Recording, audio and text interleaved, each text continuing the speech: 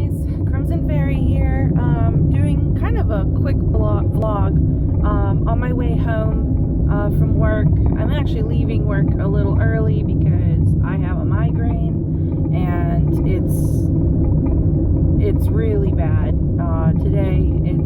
It's almost to the point of being debilitating, but not quite yet. So I don't stay at work when they are debilitating because then I can't really drive home that safely. Anywho, I thought about, talking to people, reaching out to people is a good way to bring awareness to things. And there's a lot of people who bring awareness to a lot of organizations for different types of illnesses. And there are some things that I have that aren't necessarily really talked about, that people you don't hear about charity foundations for, because it's not like a cure for, it's just kind of like something you have to manage. Anyway, I'm bipolar, and it's not what you think of when you hear the word bipolar, that the person is completely psycho. I am in fact not psycho, but I can have psycho moments. I take a medicine that helps stabilize and prevent my psychoness, I guess. But there's a lot more to it than just being upset and having what I call freakouts.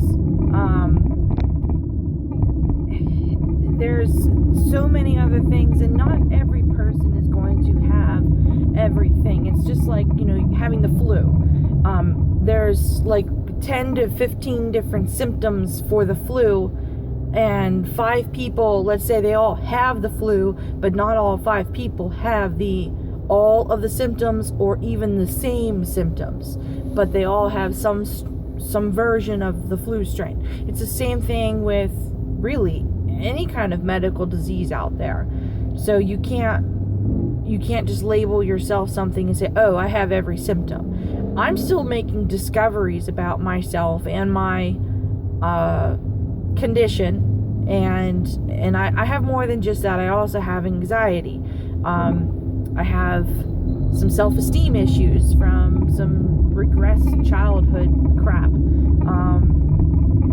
And I have some PTSD from some even more deep, dark, scary trauma stuff. And it's just been kind of building up, and finally it's just exploding all over the place, along with my migraines that I get all the time. And it's just not fun. That's why I like to game, because gaming is a way for me to still have fun, and I do feel better about myself when I'm gaming, because people see me almost like a different person, and I get to be myself because no one has judged me before as a gamer. Therefore, I don't have any pre-existing conditions, or I don't even know what I want to say, like how people treated me from gaming. I mean, I played a little bit when I was younger, but it was never anything hardcore. My parents didn't really support it all that much. They felt like boys should be the gamers, get out your race car games, and I don't know what else my brother played. Mostly just racing games and some fighting games, some RPGs. But I played arcade style games, and Final Fantasy 10 and 10-2 were the only 2 that I've ever completed. Anywho, so I thought maybe I could do kind of like awareness about bipolar, living with bipolar and anxiety as I go through my own journey. I can share my journey with you guys. I am under the care of specialists, and each time I go and see somebody, whether it be my regular counselor or psychologist, they're the non-prescribing one, or my psychiatrist who does manage my medications, I seem to learn something new about myself or my condition, usually both. And it's so much to take in, especially since having realized that this whole PTSD thing, like, holy cow, that just happened last night. Like, I never even considered that all these reactions that I've been scenario, situation, what have you, has been related to a past abuser. And I'm not shy about it anymore. I was before. And it wasn't my parents or anything. It was somebody else who had taken advantage of me when I was younger. And at the time, I completely thought it was fine. In fact, no. I knew that it wasn't fine after a certain point, but I continued, and I don't know why. And I think it was because I was just under some influence. And anyway, it's a lot. So I'm reaching out to my community because I'd like support as I go through this. A lot of my friends have kind of drifted away. Some of it's kind of weird to share with people who know the said abuser, and I don't want to. It's just messy. It really is, and I don't want to get all sloppy on you guys anyway. I'm not going to be like that. It happened. I'm working through it, and I'm trying to be a stronger person for it.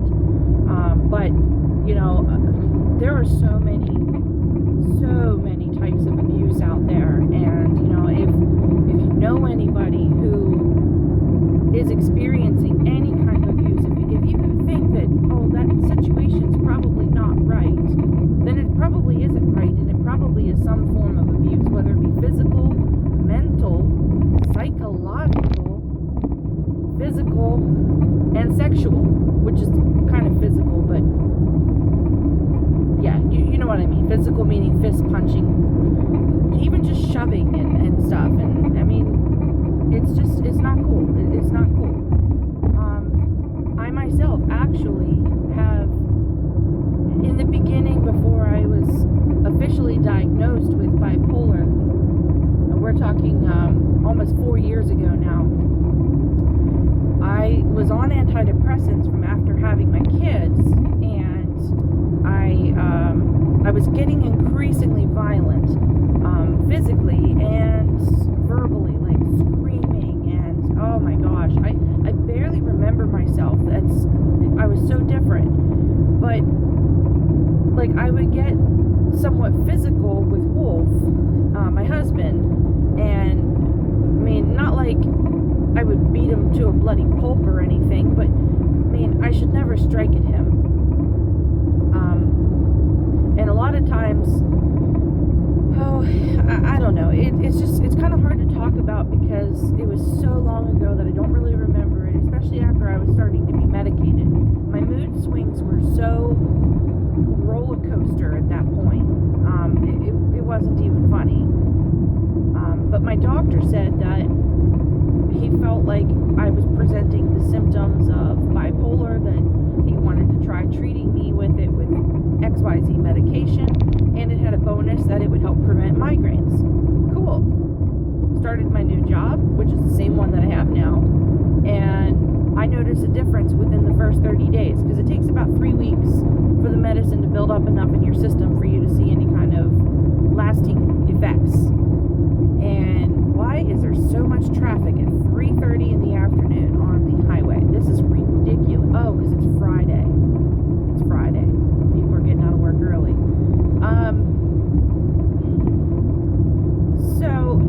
And it did. It worked with my migraines too for a while, but then it stopped. And I think we tried a couple of different medicines, but it didn't work. So I just kind of stuck with this one that they gave me because it helped make me feel like my moods were stable. But there's so much more to it than just mood and mood stability. So I'm doing more research, and I was also independently diagnosed with an anxiety disorder. I don't have major fears that prevent me from like leaving my house, like agoraphobia or anything like that. And it is a very real thing because I used to go to an anxiety support group. This was about 5 or 6 years ago when I was actually, they thought that I had fibromyalgia, so I was being ran through so many tests and so many things. One of the requirements was to see a counselor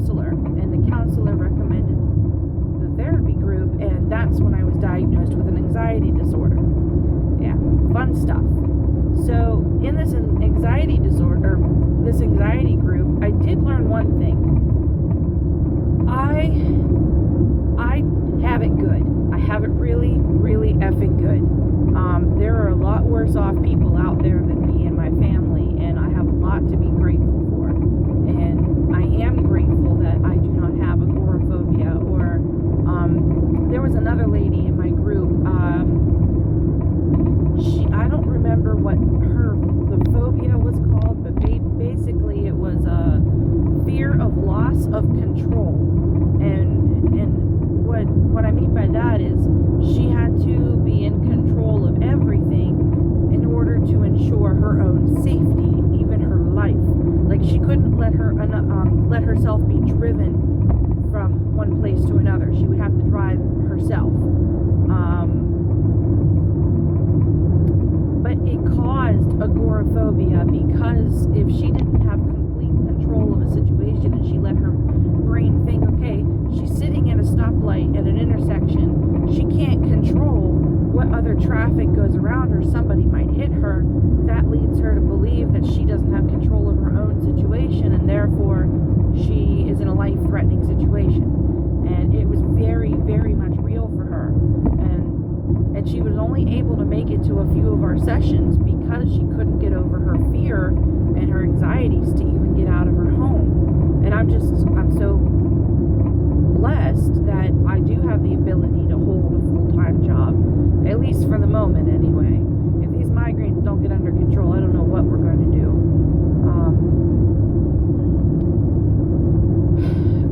Anyway, moving on. I also have a control issue. In the beginning, I had a problem with my husband's driving, so I insisted on driving everywhere. Now I don't mind so much, but I still have a control issue, and I will have panic attacks with other people behind the wheel. So I don't think it's actually a phobia, so to speak, but it is very real for me. And it can be real for others. And I think everybody's got something, a quirk or whatnot. But anyway, so the anxiety tends to worsen my bipolar condition. Sorry, I'm trying to pay attention to traffic here. It's like, seriously, bumper to bumper. And if this guy in front of me slams on his brakes, and I just happen to not be paying attention, you are going to witness a very smushed Faery. And if the phone survives, if I survive, I just don't want to talk about it. I have kind of an obsession with death too lately. Anywho, moving right along past all of that.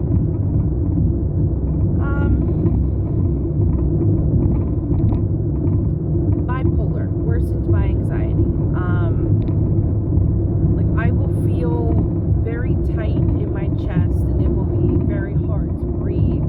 Sometimes I'll hyperventilate. That's if it's really, really bad.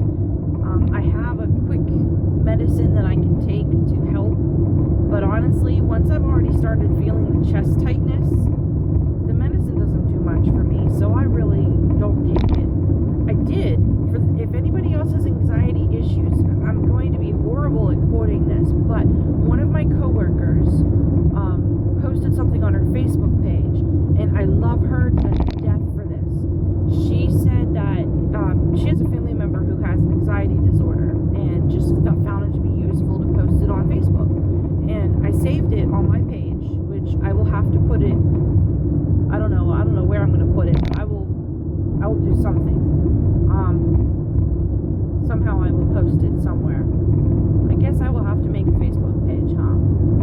Anyway, it talks about doing specific things to ground yourself, because when you start to have a panic attack or have your anxiety levels rise, you start to lose connection with things around you, and you start focusing on whatever's causing your panic attack. So the article, actually, was more like a picture. The picture was like, look at 4 things around you. Name 4 different things that you can see. Name 3 different things that you can touch. Name 2 different things that you can taste.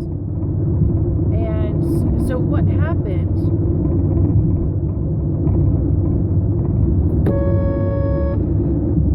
Sorry, some idiot in front of me almost ran into me. So I had a panic attack. Actually, it was from this whole PTSD thing. This is actually where I made this was the day after I made my connection. I got an email from said person, and it freaked me out. Like, and I was at work when I got this email, and it wasn't anything that was like to me directly. I was just part of an email chain, but it caused me to have a full-blown hyperventilate, I'm going to die panic attack. And I somehow miraculously remembered this Facebook post, and I didn't remember how many quantity of what. I just remembered, look for things that I can see, look for things that I can touch. So I looked around. I'm like, oh, there's my phone, my desk phone. And I'm like, okay, there's my desk phone. I'm going to reach out and I'm going to touch it. There's my keyboard. I'm going to reach out and I'm going to touch it. And I turned in my chair and looked at something else. I think I was looking at my file folders and reached out to touch my file folders.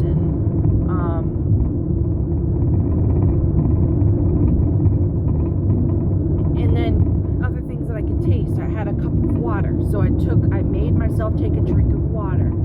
And instantly I snapped back down to earth. Now my heart was still racing and everything, but I continued to look around my desk. I placed my hands firmly on my computer chair, and I just continued to deep breathe and tell myself that where I was and that I was okay, and I completely deep panicified myself, and I was really, really proud of myself. So it works. It really works. And I think that it's important for people to know that you can get self-help and you can look into things to help yourself. And don't be afraid of asking for help from a counselor. Go see a psychologist and talk to them. And it might be a little weird at first, but it's kind of like making a new friend, except they're licensed and certified.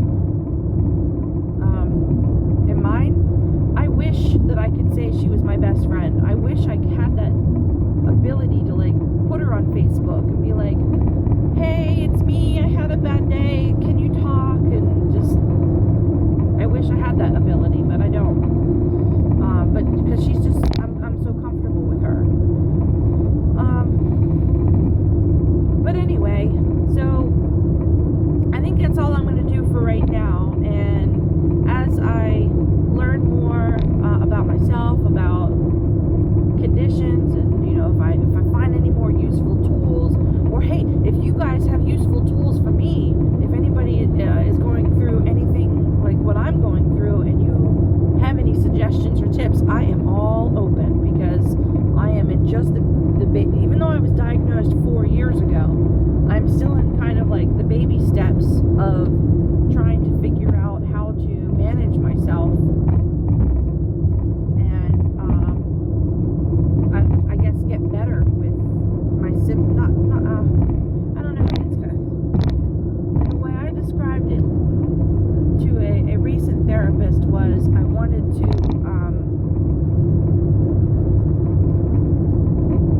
to identify myself and identify what my triggers are, so that I can recognize them and overcome them before they overcome me.